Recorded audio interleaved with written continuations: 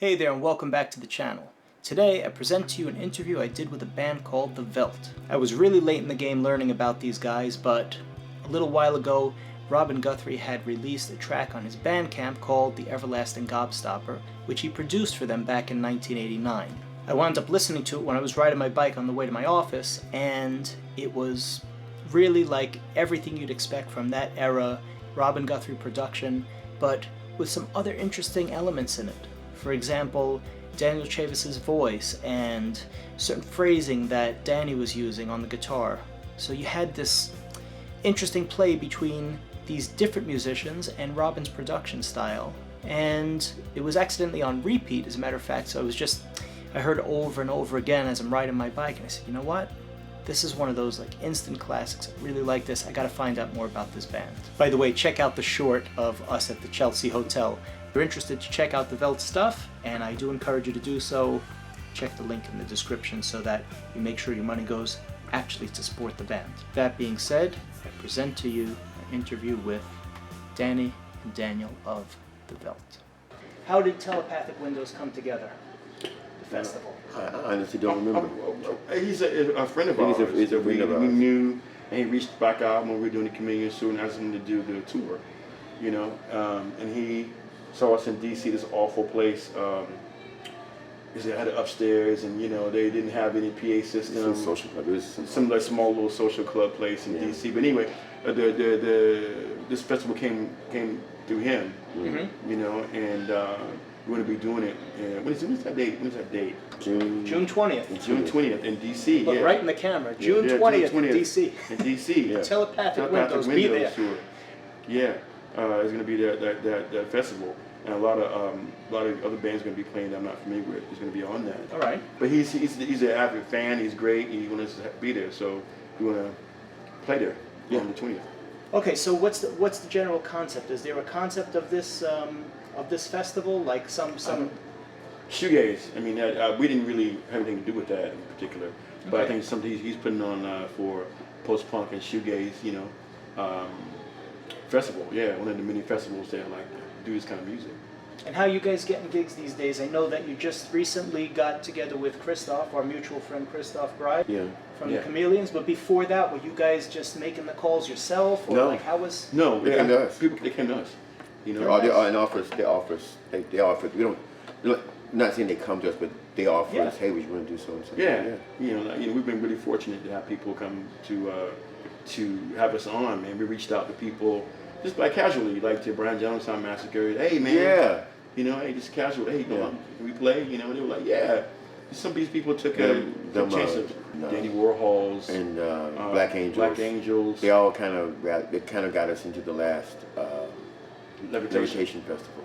Mm-hmm. Yeah, great. So people. those guys are great people. So they kind of put us on for the last couple of years. Yeah, kind of like Mark from the Chameleons who put us on. The East Coast 2 tour. years. Yeah, the East Coast, West Coast, UK. Yeah. Mark put us on all that stuff, man. He's like, we owe him a lot, that guy, man. He talk about like somebody like being into the group. Yeah. He really put us on, man. Really put us on, man. You know, he did. He believed in what we were doing. Like, you know, Robin Guthrie, Anton Newcomb from Brian Jonestown. What was it good to keep up playing in there? From Brian Jonestown. Modern English put us on, man, you know. Modern English, I like them. Yeah. We've been really fortunate, you know. So but they came to us and like, hey, you guys want to do so and so. So they didn't seek us out, but we just do mutual friends. It's kind of like very organic. So you guys were talking, I was definitely talking to Danny about it, when you met Mark in the Village.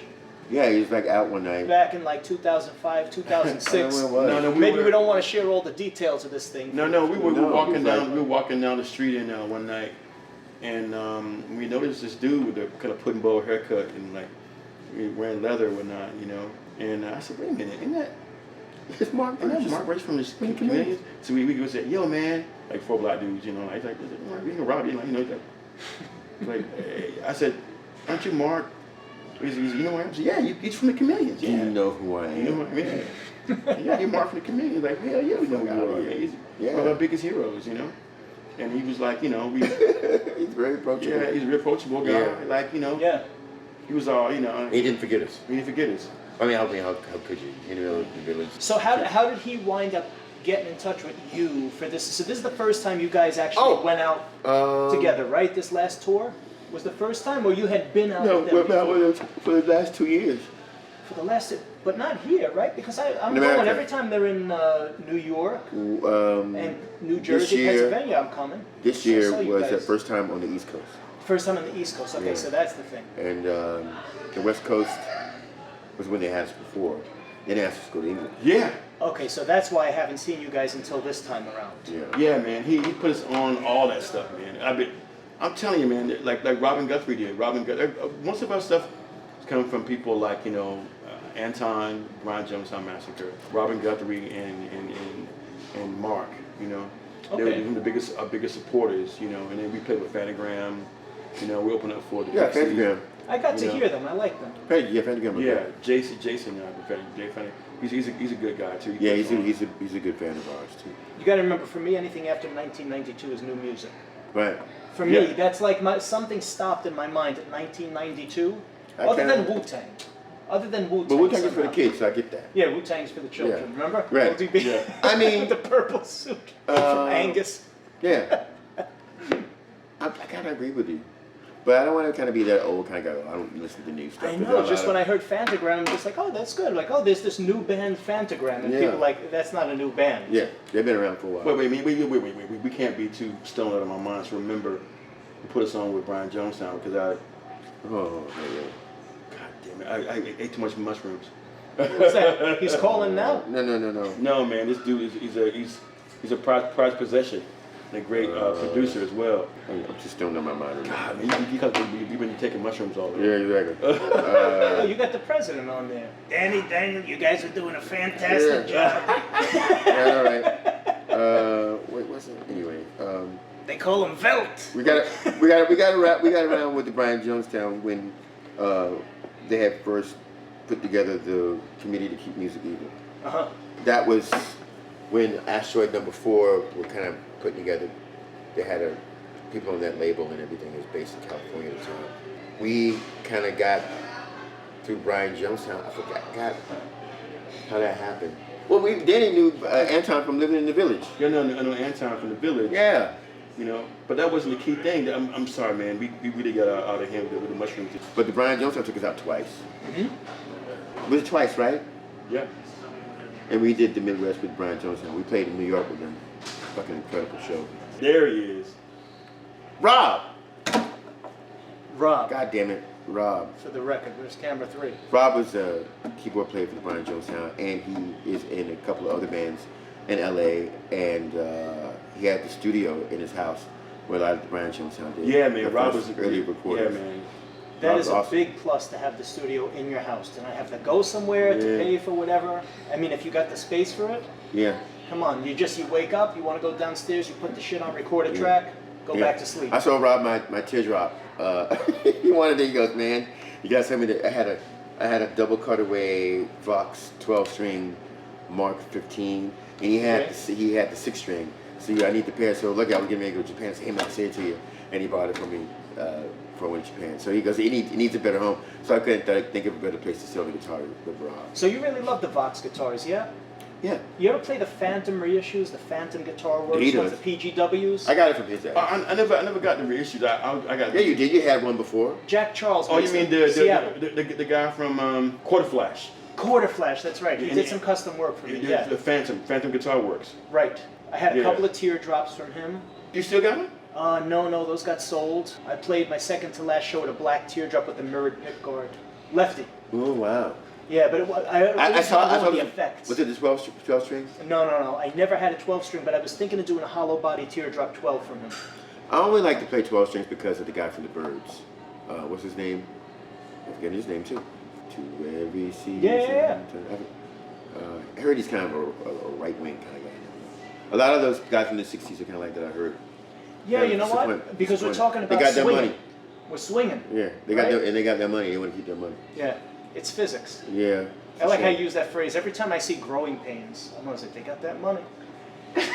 Because oh, let me get $20, Carol. I'm like, $20 in 1986? What the hell's this guy doing? There's a lot of money. And then he's like, I charge $100 an hour for whatever. He was talking as a psychiatrist, you know, the dad, Alan Thicke. Yeah. I get paid more than that. I get paid more than that. I can't even afford what he does because the prices went like that and the salary went like that. Yeah. You know what I mean? Yeah. Now look at us. Well, I was going to reiterate that Rob was a big part of the Brian Jonestown massacre at the time, and Rob helped us get through to Anton and whatnot, and he was instrumental at a great deal of stuff that we did at the time. Yeah. And that last lineup of the Brian Jonestown with who else was in the band? Colin was in the band. Colin was in the band. You know, but Anton, he liked this man, and Anton was really cool, man. Him and Robert, they were really big supporters of the band back then, so we owe a lot to those guys. Especially for getting us into that whole psych scene. Yeah, you know, that's what I'm saying. We're not really a shoegaze band. They call us that. We didn't call ourselves that, but we just happened to be around at the time and being produced by a guy who's the king of shoegaze. It was a convenient moniker. Yeah, like post-punk and stuff like that. I don't even know that Robin would want to call himself shoegaze. No, he doesn't. Robin, from my impression of him, now we've never met. I've spoken to Florence, but we've never met personally. No, he doesn't. It doesn't seem like the type. There's no word that he didn't have a word to what he did at all. No, he just called it music. I mean, he never said it was shoegaze. Nothing like. He never said that, you know. But at that time, shoegaze came through this interviewer that Lincoln Fong was doing in a band called Moose, and the interviewer was like, you know, looking at their shoes, like saying, "What kind of shoes you guys got on?" So when he came back and told us this, because he knows that when they played, they would look down at their shoes. Yeah, so he came back to the studio and told us how much a shitty interview it was, and he said he was guys asking about our shoes. I'm like, you know, that's where that term came from, you know. So we were there when it was happening, you know what I'm saying? It went away. That was the 80s. It was a joke. It was the 80s, in the 80s. Then that went away. And then all of a sudden, in the early 2000s, we were, the Veldt, shoegaze band, blah, blah, blah, blah. Number 25 or some bullshit. Yeah, and then at the end of, the 90s, we get a phone call from a publisher saying that some young cats wanted to get in contact with Robin. And we were like, oh, okay, you know, because by that time, most of the bands had broken up and whatnot. Riot had broken up, Lush had broken up, and we were still going, you know. Some of it's just about staying power, right? Yeah, just the fact that you don't give up. Mickey's playing. Yeah, I'm talking about at that time. Yeah, everybody had broken up back then at that time. You know, as far as we know, we were the only ones still doing that kind of music. Yeah, but you know, my thing was, at that time, I don't think we were the band we needed to be until now. We're still kind of developing. I think we developed more so at that time because I don't think we would have been ready. Yeah, we didn't really start producing the music we do now until that time. It happened with a guy named Jason Furlow and a couple of DJ brothers that we knew back then. And there was a studio on Broadway that we all came together as Apollo Heights. And through that, DJ culture and whatnot at that time, trip hop was happening. We had more things that we could do without having a real band. We didn't produce music as a whole band anymore. It was more or less of a private thing more so, where a couple of people said like, hey man, tell me you're gonna be at your house. You bring your drums, like, no, it wasn't like that anymore. No, we weren't slave to that shit. Well, yeah, so technology helped us out in a lot of ways. So that kills creativity, in my estimation, in my experience at least. Yeah. When you got to get everybody coordinated. By the time you do that, everybody gets there. You're already like. Yeah. I mean, I miss being in a band. I miss being a band, but it's difficult. People have lives, you know what I'm saying? So that's actually a good transition because that's what I wanted to ask you. You mentioned Robin a few times. You mentioned your stuff then versus now. I got right over here, Illuminated, 1989. Yeah. Right. Well, what happened is we re-released that. Yeah, what happened is we couldn't get the we couldn't contact anybody at the record company. Oh, we shot for some. Everybody was having a baby or someone was doing this guy was going on vacation or some shit like that. Another guy tripped over a tree branch. Yeah, all that kind of shit. So we just took the shit and just put it said, out. You know what? Come after us. We don't have anything. Come and get little of nothing. Right. Yeah. So anyway, but you know, and then we just put it out, and we just didn't think it stood the test of time. Robin goes, why don't you call it 1989? And then he put the Illuminated shit on there. Yeah. I mean, he put it on there? Yeah. You pointed at like an accusation. But Robin wanted to call it 1989. And the reason being is that now with all this shoegaze bullshit, he's just saying that people can see that we were doing it at the time and we're not. To make sure the year's there, just to mark it. Yeah. But we were a shoegaze, but even though that's when people like the music. And a lot of young people do like this stuff. Very strange. Yeah, it's like, because I always thought the music had. Near the end, Robin started working with the guy from Seafield, who we toured with too. Mm-hmm. Yeah. And like our music. And I felt like he was pushing the envelope as far as programming was concerned. That's true. And then, and I thought, okay, cool. This is really going to move until the jump. But then they broke up, you know. So when they from that point, I thought, okay, well, we can carry it, you know, by working with DJs and stuff like that. Cause working with Wu-Tang Clan, Black Sheep, working with Dead Prez, you know, all these people that we knew. It only made me want to do even more. That's when trip hop came. Because if you can see on the Aphrodisiac, even at the point where Lincoln Fong was hired to redo Marigold, we said, well, even when we left Capitol at the time, we could either have redone the album. We made a kind of an EP, and Lincoln was under a lot of pressure from the company. We could have done better, but Lincoln did the best he could, and you know, it was all right. But the instrumentals that we did. We were getting ready to do that. Took it from Public Enemy, how they had little snippets and we put guitar on them. So yeah, that's what that was our idea of doing that. Like a Spanakopita, like the EP we had, right? That was more or less the idea that we were pushing with Lincoln. Yeah, and then and probably I was like, oh well, nobody's doing that. No one's now. doing that now, and all this kind of shit like that, you know.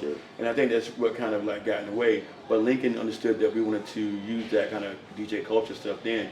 But the new Veldt stuff, like Spanakopita, has a guy named Delic on there, and has Spinforth from Yak Fu Front and Jason Furlow from New Kingdom. They helped create that sound, you know, that we finally got to do on our own, which was kind of liberating, Right.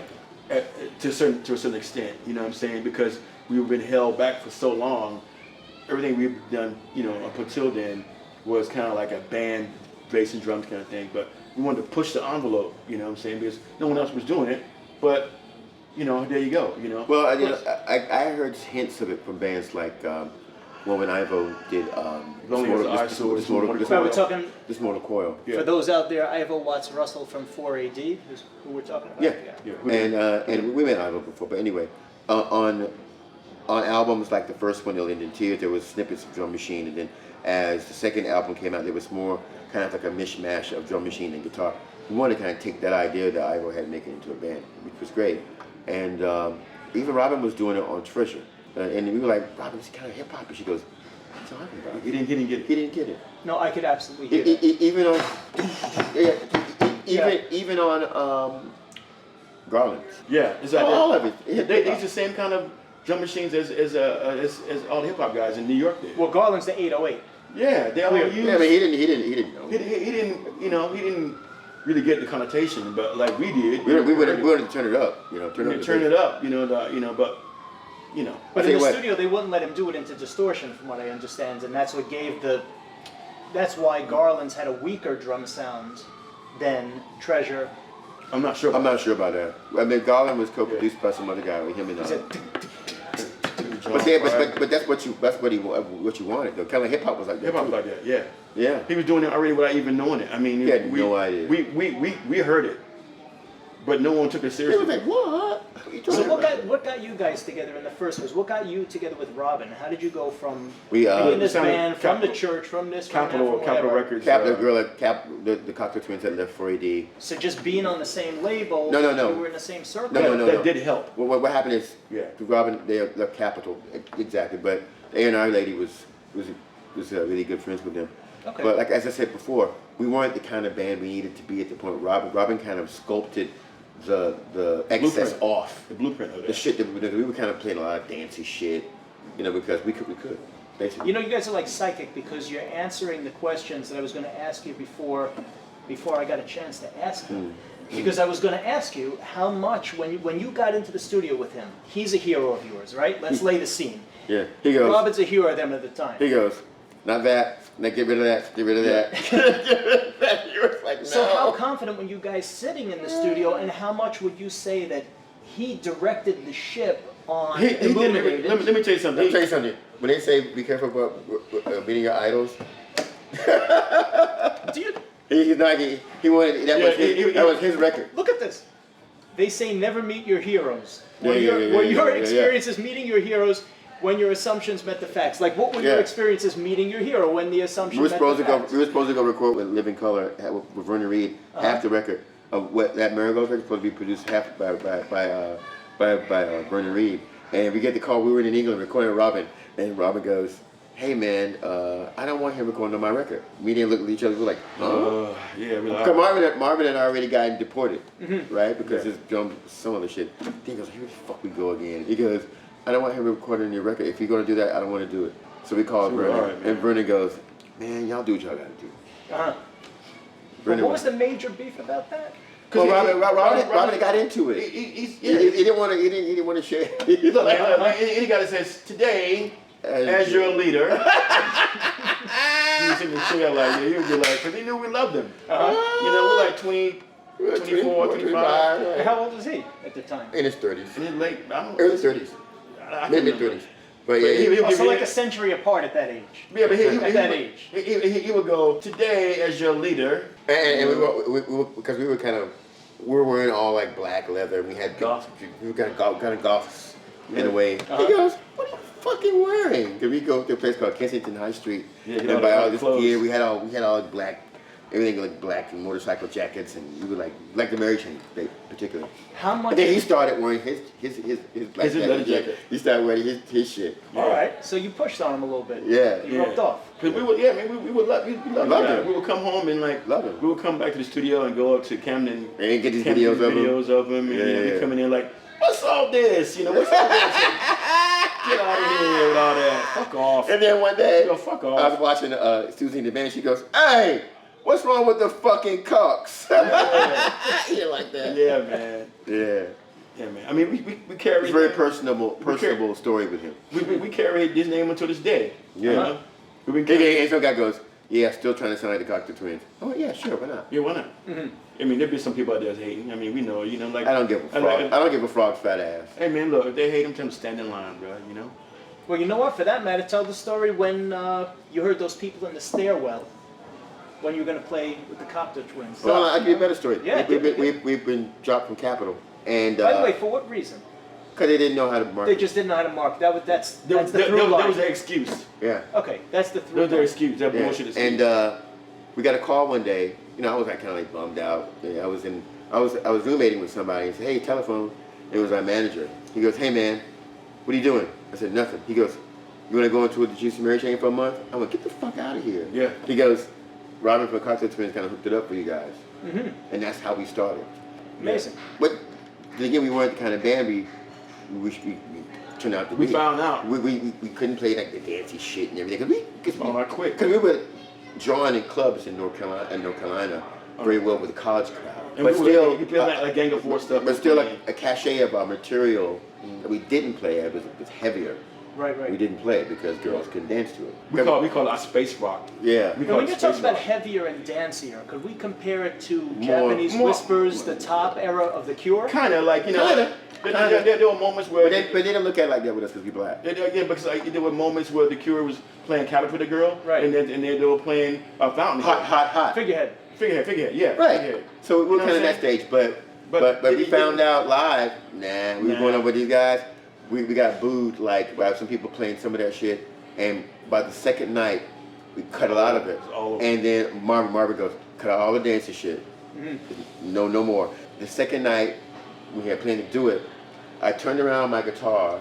We came back from England. We had a lot of, like, it was just like the Mary Chain. Creepers, dreadlocks, Jazz Masters, Jaguars, you name it. And, man. Dude. So I turned around, someone says, living color. I said, suck my black dick, motherfucker. Meaning they did it to be, or you just had enough, and did they really think you were living color? Had enough. Yeah. Or you just had enough, and it's like maybe back then. Suck my black dick, and the crowd went. Yeah. I went, whoa, really? Didn't Marvin goes, fuck. Marvin said, fuck that. Let's go. 1, 2, 3. Destroyed them. Yeah, we destroyed. From that point on, we had no mercy. So this is our first experience actually with a real tour. And the Mary Chain were, they were nice to have put us on. I mean, they're kind of odd, and Jim and William were really cool to have put us on. They did a remix, a drugstore mix. Because at the time we were being managed by the same manager, and he got them to do a remix of us. We didn't really connect with them after that because they got into their own thing, whatever. But it was a good experience. They put us on first. And G's Mary Chain. Yeah, and from there we went on to open up for all of our heroes. All of our heroes. Yeah, you know, the church, Throwing Muses, the Pixies. It was the churches under the Milky Way. That's what we did. We did that. We did that one tour day. We had a friend that's an audio engineer that I grew up with since I'm 3. I know him because my mom cut hair in the house, so she was cutting this guy's hair, and he did the sound for Phantom of the Opera. His name is Andy Funk. He made a Honeymooners clip with Under the Milky Way over it. He just dubbed it, and it just went so perfectly. I thought it was the real music video. And when I asked him, how did you do it? He showed me how to do audio dubbing and everything. That was the start of me making videos. Just like that. So that song in my mind goes back to Andy Funk, goes back to the VCR with the audio dub. It's like the whole arc of my life changed from that. That's you know? That was actually the beginning Yeah. of our professional career, opening up for the church. Yeah. So that also had some significant moment for you where it created this arc. Yeah, it really did. I mean, we never look back. Man. I mean, I can go on and on about like all the racial stuff. I don't want to talk about that shit. But most of the They can get some. How about that? the rewards far outweigh that. You know what I'm saying? But what about meeting your idols? Mistake or no mistake? No. No mistake at all. We just realized they're human beings. That's it. Yeah. Anybody you met that you were over the moon about, and then you met these guys and you were like, oh my God, this guy's a degenerate piece of shit. No. So meaning you got good taste in picking I thought luminaries. So. I thought so. Yeah. I mean, we from down on us opening for Lush, Babes in Toyland, Seafield. I mean, we did all the stuff like that. Danny and I are lucky. Yeah. Because if you meet all your idols and they're all pieces of shit, maybe you gotta think maybe you don't got a good judge of character. No. Right? If you meet them and they're good, it means wait a minute. You're perceiving something about Now, them. women, that's a different story. Right. All right. But those guys, no. I had to mug the camera like Mr. Roper over there. Yeah. Like, Everybody makes mistakes. But yeah. We've been lucky, man. I mean, you know, we hopefully we're gonna do a European tour sometime next year. We don't know when. So you guys don't have that Growing Pains Jonathan Keith moment. You remember that when Brad Pitt was on Growing Pains and he played the rock star? Ben got to meet him. No. And then he comes out of the room and the guy's like a real bastard when he goes in to get his stuff. No. And then he's like, I think Jonathan Keith's no good. You mentioned Growing Pains a lot. Because I'm watching the series with my sons now. I was watching Home Improvement. If you caught me maybe 2 months ago, I would have talked about Tim Allen and Home Improvement. We watched that thing. Over here. Over here. Yeah. But okay, so meeting your idols, it was all. No, good they're all great. experience. Yeah, They're all great, man. Who do you still want to meet? We met everybody. want to meet? Yeah, we met everybody. Everybody's dead. Lou Reed's dead. I mean, Yeah. look, we're older than Jimi Hendrix, put it that way. Yeah, Lou Reed's How dead. about that? I met Lou Reed. Okay. I met Lou Reed one day. I used to work in the meatpacking district. And I walked into a cafe to get some coffee. I went, oh shit, it's Lou Reed. And Nancy Jeffries, the head of Electra, was sitting with him. And Nancy goes, Lou, I actually meet Daniel Chavis with the band called the Veldt. He goes, oh man, nice to meet you. Yeah. He goes, I said, Lou, I had a 3-year-old and I wrote a book called Satellite of Love on it for her with those lyrics. He goes, oh, I love, that's so great. I love to see it. And Nancy was like, yeah. I said, I worked on it. He bought all his clothes at a store that I worked at. It's like that music. I met the same publisher too. Yeah. And he played our stuff to Lou Reed, and he said he liked our stuff back in the day. You know, him and Ornette Coleman. You know? Ornette Coleman, that's who a jazz friend of mine says my music is like. Wow. Yeah. But I think he says it as an insult. Because he tells me it in the context of a story. He goes, you know, Ornette Coleman played with some people one time, and he started going off, and afterwards they took his horn and they broke it to pieces. He goes, that's who you sound like. Damn. Because you play all those lefty notes, he tells me. Yeah, No, you're making a difference. That's great. See, they didn't forget that shit either, did they? Did they? I guess not. Yeah, I owned Ornette Coleman's house, and he was like, played the War Boy out. I said, oh, I like that. You know. So when it comes to people's opinions, man, it didn't really make too much of a difference to me. You know. I could give a fuck less. You know. No, that's the good attitude at this Time point. makes you You want to be punk like that? That's the punk attitude. Give Yeah. a fuck. Fuck you. Yeah. Okay, so how would you say the band evolved from Illuminated 1989, which you recently released, even though it was from Yeah. how many decades ago? What are we doing today? Like you can tell on the new record demos? that my voice wasn't really like the way I would have wanted. I would have sing it a lot differently, you know, and it was a struggle to get Robin to turn the drums up louder. He didn't like that kind of thing. You are Gene Loves Jezebel with early Bono. Bono's my idol. And every once in a while, there's a swagger of a Marvin Gaye, Al Green thrown in there. Better yet, someone in Minneapolis told me, he goes, you know, do you like Stryper or any heavy metal? Because you sound a lot like David Lee Roth. I went, cool. David Lee Roth. What? Again, I'm not so familiar with their work. David Lee Roth was a great vocalist in his heyday. He was fucking great. Robert Plant, he's also my idol too. So CCCP, when you wrote that, You too. Bono. yeah. Yeah. CCCP. Or Ian McCulloch. Yeah, but he's a little bit more in a little bit lower register. If you listen to Pleasure Toy. Yeah. Okay. Yeah. Or that and the Psychedelic Furs, that early influence for those things. Psychedelic Furs, the Bunnymen. Yeah. That was our biggest kind of influence. U2, of course, U2, of course. Police, early Police. Actually, you give a little bit of a nod to them. You say "A Night Like This" in one of the songs, and in the same songs you got a Furs line in there. "Love My Way," I think you said. Yeah. Right? Was that on purpose? Yeah. That was, yeah? We opened up for like the Richard Butler's early another band here called Love Spit Love, right. Yeah, we opened up for them at Goodbye, Mercury Lounge. lay the blame on love. Right? Yeah, man. That's a great one. Yeah. Yeah, man, he's a big influence on this. Yeah. Richard Butler. A lot of the early, They actually had the marching band playing that in Angus, the movie where the fat kid has to wear the purple suit. Back to ODB. I didn't know The that. purple suit, I yeah. know that. Yeah, in the beginning they have the marching band playing, and it's I forgot the name of the song. We gotta get But ready to Love go to Spit this. Love, We yeah. gotta get ready to go to this thing. Oh yeah. Let's. So we got current releases, future. You want to come with us?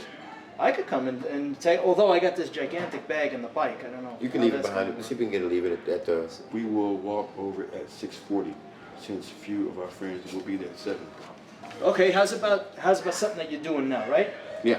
What was the feeling that drove Spanakopita, Black Girl, Forever Green the Ecology, and in Forever Green the Ecology, are we combining references to both Marvin Gaye and Al Green? Yeah. Because we got Forever Green, Well, and the Ecology is no. from Mercy Mercy Me. No, the idea behind it was my grandpa used to take us to a place called White Lake. It was a black beach. And Like an actual segregated black beach. yeah. Okay. Yeah. And going down south, you can see all these kudzu, rusted signs, and the sound reminded me of that. So it was like Forever Green, like the ecology, pretty much. And the sound of the AM radio, and that type of stuff, kind of reminded me of that. So it kind of was exciting. Spanakopita is just like a spinach pie. Yeah, I know, because a friend of mine was playing around with AI and he said, use your absurd mind to come up with something. So I said, okay, Arsenio Hall driving a piano in first gear on the NASCAR 500 wearing a Hawaiian shirt made out of Spanakopita with rusted dentures and a jerry curl. That's repaving the asphalt behind And it. what did he say? And the AI made the friggin' drawing. I was actually going to send it to you Really? and not give you any context whatsoever. Right on. But then I figured if you took some mushrooms and you saw that, and then something happens. That's how we came. That's how we came out. Yeah, It's like, exactly. oh shit. I That's it. was thinking to myself. I said, well, you know what? What kind of inane thing? Okay, so Slow Dive has Slovakia Space Station. I said, okay, Spanakopita. It didn't make any sense at all. It sounds spacey enough that you can the connotation could put like Yeah. that. And Black Girl was a song that we had recorded over COVID, and then I was like, I didn't really like it. I thought it was kind of corny because it didn't fit in. But we have our problem is we got so many songs, but that particular song, Danny kind of redid it over. No, wait, a friend of ours, Spinforth, did it from Yakfu Yeah. Front. From Yakfu, who's a part of the native tongues. Okay. But like Q-Tip and them.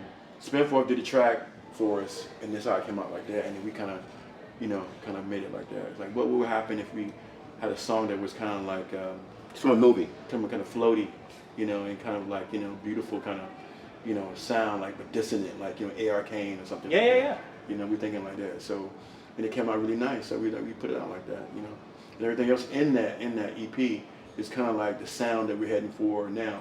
But Christoph B did a few of the tracks. Yeah. Other tracks with Christoph, that, so we're gonna make a combination. Christoph is kind of a DJ, kind of a motherfucker. If some of the shit he sent back to him, like, huh? Yeah, man. It's ridiculous. Is he producing you guys, or he's just managing you right He's now? mixing. He's He's doing. Yeah, he was suggesting. Mark goes, Mark, let's put this in the next record. And Mark was like, I said, don't force him to say that. And Mark was like, yeah, sure. I'm like, Yeah, right, dude. So is that who's going to be producing? Well, I mean, Or we're not sure yet. We're not going to put it out there yet. Half of the stuff is done that Christoph has done already. So, Yeah. You know. It would be amazing to see what Mark would do, actually. Yeah, but so from then on, it's going to be out in September. Yeah. Out in September, for sure. And you're White going to Noise self-release? Supremacy. White Noise Supremacy. Yeah. Nice. White Noise Supremacy. All right, so that's what we got to look forward to in September. Yeah. And you guys are releasing it yourselves? It's going to be a Little Cloud. Little Cloud Records. Little Cloud And Records. we're doing like a festival on the West Coast called, what is it called? God damn it. Make sure you get that to camera. This way we get people out there. Yeah, no, hold on, because we know how many people watch this channel. I'm pepped up on goofballs. Yeah. About 9/7. Listen, it ain't Rick Beato, but we do what we can do over here. You know what? We can hopefully we can do Shoegaze Festival. Shoegaze Festival, Seattle. Yeah. Seattle. We can do some more of it at the other spot if you want to. Yeah? Yeah. Yeah. Absolutely. Yeah, I got a bunch of stuff put together. Okay, how's about this? How much time you got over here? Well, we got got split. 6:40. We got to walk over to. So what time you got now? It's 6:37. Okay, so we do one more question? Yeah, sure. Okay. At which stage of your career do you feel like you had the best balance between creative control, management, and let's say financial success? Like Never. the best Never. balance of it. Not saying the perfect. Well, Aphrodisiac was a little bit more. It's hard to get all three. You know, right? Aphrodisiac was done by the guy who did the Sundays. He did, Yeah, that was Ray I like the Showman. Sunday. He did, Ray Showman did produced the Sundays. Sundays, and he did Bjork's Bjork's band, first record, and he also did A.R. Kane's first EP split with Robin Guthrie, actually. Yeah. I'm seeing a lot more A.R. Kane since I'm looking up Yeah, your videos. They're suggesting A.R. Kane Right, now. on but YouTube. if you listen to A.R. Kane's first LP, Sadomasochism is a Must, that's completely what we wanted. That's the idea, to be that kind of band. So was he an influence to you? Yeah. A.R. Kane. No, they're yeah. our contemporaries. Yeah, But I'm saying sometimes you play off each other. Like, okay, look what they're doing. of course, yeah. Yeah. As far as being like young black artists. So you didn't feel like you were rivals. You felt like No. you were contemporaries Yeah. and kind of playing off each other. Yeah. But Rudy? No. Rudy and Alex. You can ask Howard. Yeah. Just for you out there, there's some people taking pictures I never seen in No, my life. no, just people. How's it going? Not just people. They're newlyweds. Yeah. Yeah, they're newlyweds.